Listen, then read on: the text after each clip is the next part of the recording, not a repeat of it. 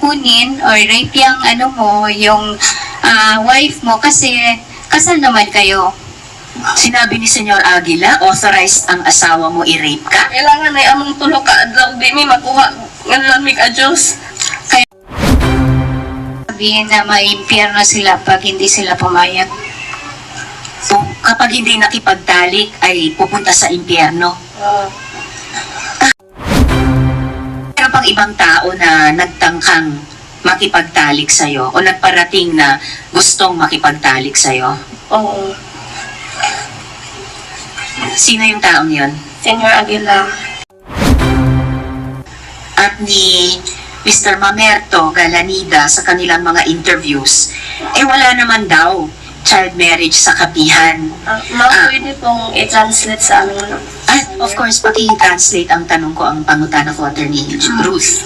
Niingon ko no si Mamerto Galanida nga dili ni walay child marriage sa kapihan. Meron, Madam Chair. Mayroon. So, hindi totoo na yung sinabi ni na Senyor Aguila at ni Mr. Galanida na wala namang child marriage. Sabi pa nila, walang seremonya. Sabi daw ni Senyor Aguila, hindi naman daw siya pare. Niingon si Senyor Aguila nga wala ko na seremonya, kay dili man ko na siya pare. Naamang. Meron, Madam Senator. May seremonya. Yes, Mr. Chair. Unsa man ang seremonya gihimo? Giunsa man paghimo? Paano ginawa ang seremonya? Primero, ipatawag ang mga secretary sa... Ipahiangat ang may ruwan doon sa baba. Okay. Ipatawag ang secretary, ipalista ang mga dagag ulitaw, ang mga budget 12 pataas, ang mga laki 18 pataas. Hindi, ipatawag ni Jag mga budget laki dito sa kubo-kubo na among may idang ko na magpakasal. Dito ipalinya budget laki. Maingon si Senyor Aguila nga, ikaw budget, ikaw laki, kamo. Maingon si Jada, pagkahuman dili kay ingon man nilang Janet Ahok Nursing nga makasa mi og mobalidad kay Ginoo na di kuno nang ni Paris. Sinong Ahok? Ano pangalan? Janet Ahok. Ha? Janet Ahok. Janet Ahok. Merong... Okay, sige naman. Tapos pa rin, continue. Pagkahuman sa pagkaminjo na mo paulion mi, kay paibawag among nanay, among ginikanan nga naminjo nami, magpakuha mi ninang ug ninong, pagkahuman na magsayal mi, diya magdamig buwak, magbaktas. Sandali sandali. Mukhang Senator Risa, hirap yung stenographer natin, hindi maka-cope up. Hinahinay lang hinahinay ka lang storya, tapos attorney, please translate to Tagalog para ma-record, ha? Yes, Your Honor. Sige, hinahinay lang. Sige, Okay. please continue. Yung sinabi niya na, unang step daw is ipapatawag yung mga secretaries, tapos ililista kung sino ang mga single na lalaki at single na babae. Tapos ang age ng mga babae ay 12 pataas, habang sa lalaki is 18 pataas. Tapos si Senyor Aguila, ang Magpares. Magpapares, sabi, ikaw, paired ka nitong isa.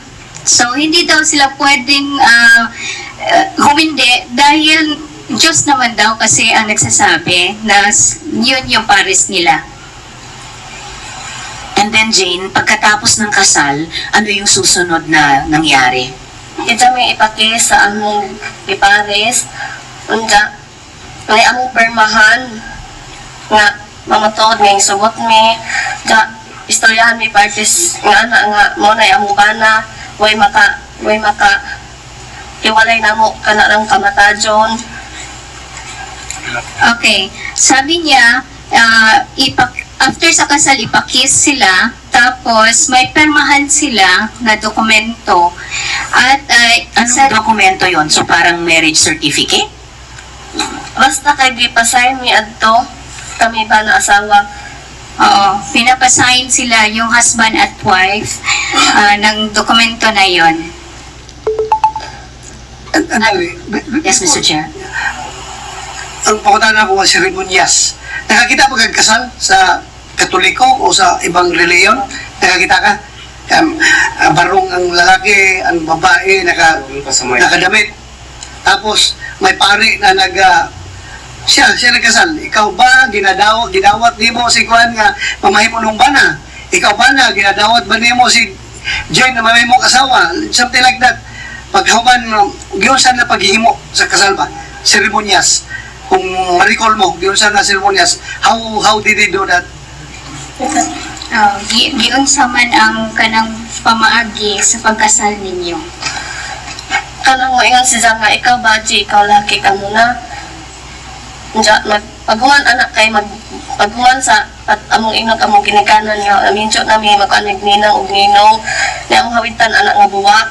Ja picturean me. Okay.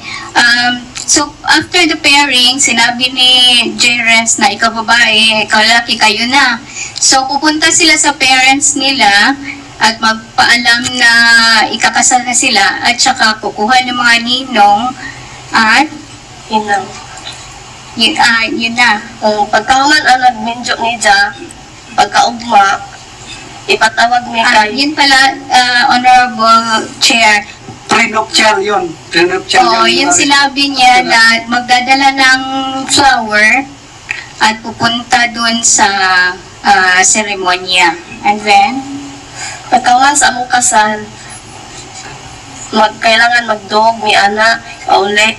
Sunod, pagkaugma ipatawag tanan isang giminjo, diyan na himuon nga counseling nga moingon sila nga kailangan imo na ng kaon na imong asawa kay authorize na nimo kaon kay minjo naman mo. so after sa kasal, kailangan sila magsiping. At sinabi daw ni J-Renz na pwede authorize ka ng kunin or rape yung yung wife mo kasi kasal naman kayo. Sinabi ni Senyor Aguila, authorized ang asawa mo i-rape ka? Kailangan ay among tulo ka adlaw di mi makuha nga lamig adjust. Kailangan daw makuha sila in 3 days, otherwise they will be called na nag-adjust. Ano yung... Sige, mamaya gusto ko itanong, Mr. Che, ano ba yung adjust na yan? Pero ituloy mo muna, Jane. Ano yung susunod na pangyayari? Kasi sabi mo, sinabi ni Senyor Aguila, sinasabi, authorized yung mga asawa i-rape Opo. kayo. Senator Risa, sandali lang Yes, ha. Mr. Chair. Andito ba Perez mo? Nasaan ang Perez mo ngayon? Ang nanay tas Ha? Your Honor, she is under an alias name, Your Honor. Ha? Your Honor, she's under an alias, so she cannot, Okay. Pero andito yung father niya, wala. Yung nanay mo, nandun pa sa kapihan. yes, Your Honor.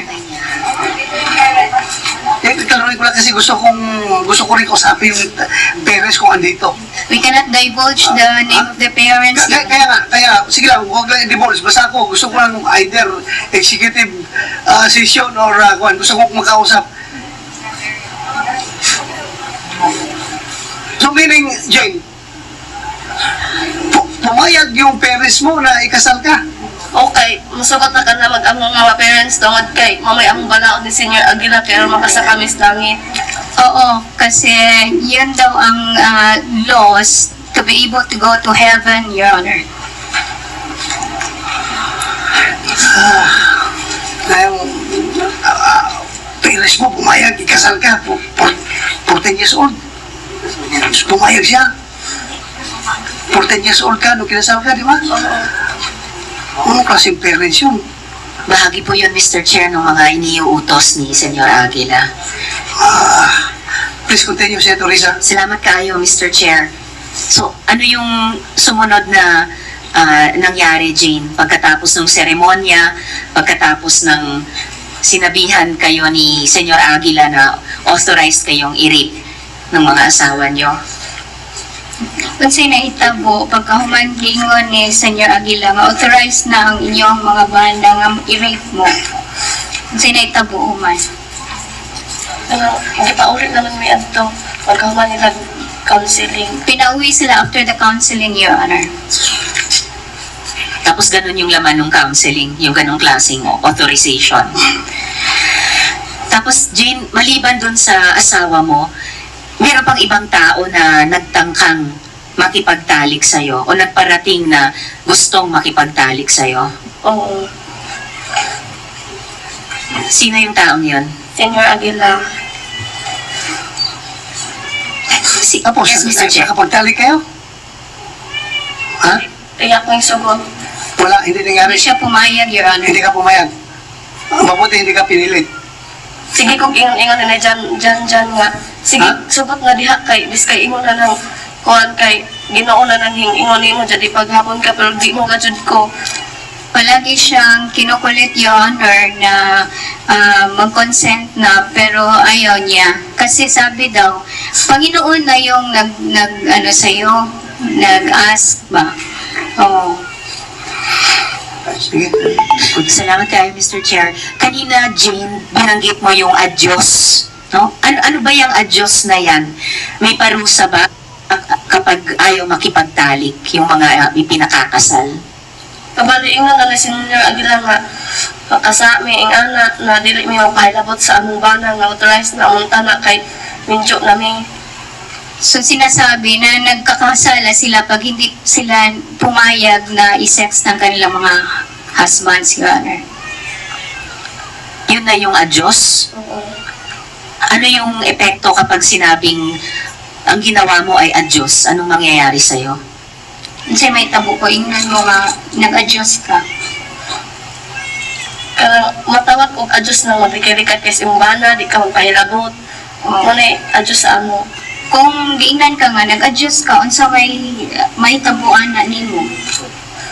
Kanang istoryahon mi, ingnon mi nga ipasabot mi na ngaman kuno di ko na mi magpahilabot. Yung anak, impierno na economic, yung anak mi. Kakausapin sila, Your Honor. Sasabihin na maimpyerno sila pag hindi sila pumayag. So, kapag hindi nakipagtalik ay pupunta sa impyerno. Jane, sino ba si J. Renz Kilario? Ano ba yung pagkakilala mo sa kanya? Nagpaila na siya ang Ginoo lamo magluluwas. Nagpakilala siya na siya yung Panginoon at Savior nila, Your Honor. Lumalabas na kapag may rules, yung Panginoon, yung Savior, si Senyor Aguila na nilabag, may parusa. Isa na itong sinabi mong adyos. Meron pa bang ibang mga parusang ginagawa bukod sa adyos? Ug dili mi masunod sa ilang voluntaryo, mga paksol, i-restricted mis paksol, irolita, ug kanang padulan. Kung hindi sila susunod, mayroon silang paddle, may ruleta, at restricted, Your Honor. Paddle? Parang paddle ng mga frat, ganon? Sa lubot ka ng kahoy nga, kanang dyan, pusit gani nga taas, rifle. Parang rifle na kahoy, Your Honor, ihit sa butt ng Nakatikim ka ng paddle? Oo. Ilang beses? Kas akatong time nga, yung ulit ko sa bahay, kay gigutom ko, diya pag adto na mas barracks, late na dahil ko, Ilang beses ka pinadal? isang beses, Your Honor. At ano naman yung isang sinabi mong parusa na roleta? anang matalidok sa dawag asal imong mutugtang ang imong makuan nanad mga masimasi, jogging, restricted sa paksol. Parang sa mo to nung loto imong buhaton. Parang will, Your Honor, na nandoon yung lista ng lahat ng mga punishments at kung saan mag-stop yung ruleta, yun yung gagawin mo. So sa halip na roleta na meron kang maipapanalo, roleta na yung parusa na gagawin sa iyo. Ano naman yung restriction? At ano yung binabanggit mong foxholes? Tanang nastongas na sa nga among bantayan. Kaya may makasod laing. So, yung foxhole ay yung isang Sa mga gamay. maliit na bahay sa in the middle of the forest, Your Honor, na kailangan nilang bantayan. Yun yung foxhole. At ano yung restriction na isa pang parusa? Sa limong mutugtang ang imong makuan na mga masimasi, jogging, restricted sa paksol.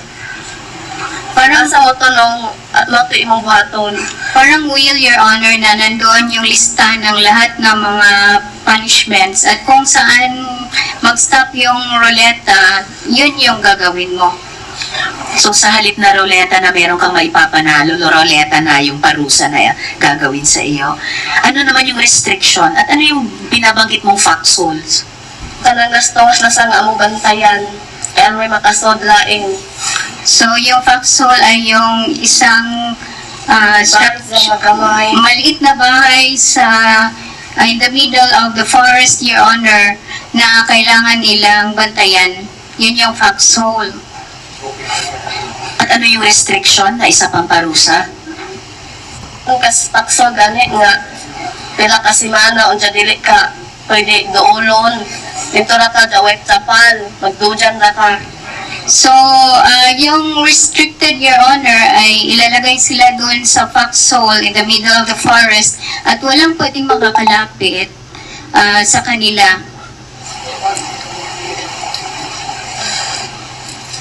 So sa kabila ng lahat ng itong mga pag-uutos, pagpipili, pagpaparusa, Jane, nung nasa kapihan ka, nakapag-aral ka ba? Dili pwede na mo eskwela kay gibawal ni Senior Aguila kay makasa ekonomi kay si gani ko nung nga Ginoo wa magay ko nung eskwela kami na bahinoong sumusunod ni Diyan.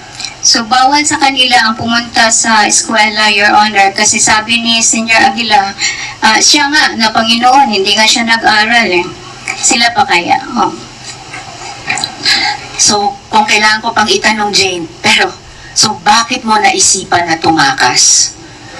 Tungod kay sa katong gininjo ko nagipugos ra ko ug dili pwede pa eskwelahon ug kinakapuyan tungod kay na mga masimasi hako hakot og buhangin, graba ug mga kahoy ug dili pwede ka pagawason nila ug kanang dagat ulitaw pa ka ug para na mo nga mga dagko na mga adult dili pwede sila mo gawas ug dili check attendance sila sa voluntaryo. So, lumabas siya dahil pinakasal siya, Your Honor. At saka, pagod na daw siya sa dami ng kanilang ginagawa. At hindi sila allowed na mag-eskwela, Your Honor. Kahit ako, Jane, adult, napapagod din ako marinig lahat ng pinagdaanan mo. Ano pa kaya ikaw, no, na bata pa hanggang sa ngayon. At sa ngayon, Jane, kasama mo si tatay mo, pero ang nanay mo ay nandoon pa rin hanggang ngayon sa kapihan. Oh, jagimin jag otro ni Senior Aguila.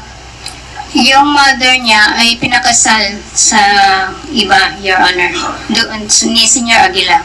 Yung mother mo nakasal sa father mo, pinakasal ni Senyor Aguila sa iba? Oh, Paano mo nalaman na pinakasal siya sa iba? katong pag-progress na mo progressing ang ipatawag si nanay o katong laki. May flag raising sila doon, Your Honor, na pinatawag yung nanay niya at yung bagong husband niya, yung lalaki. Kay dili ko no pwede o dili ni Paris kay di ko no mikasaka sa arka ni Noe.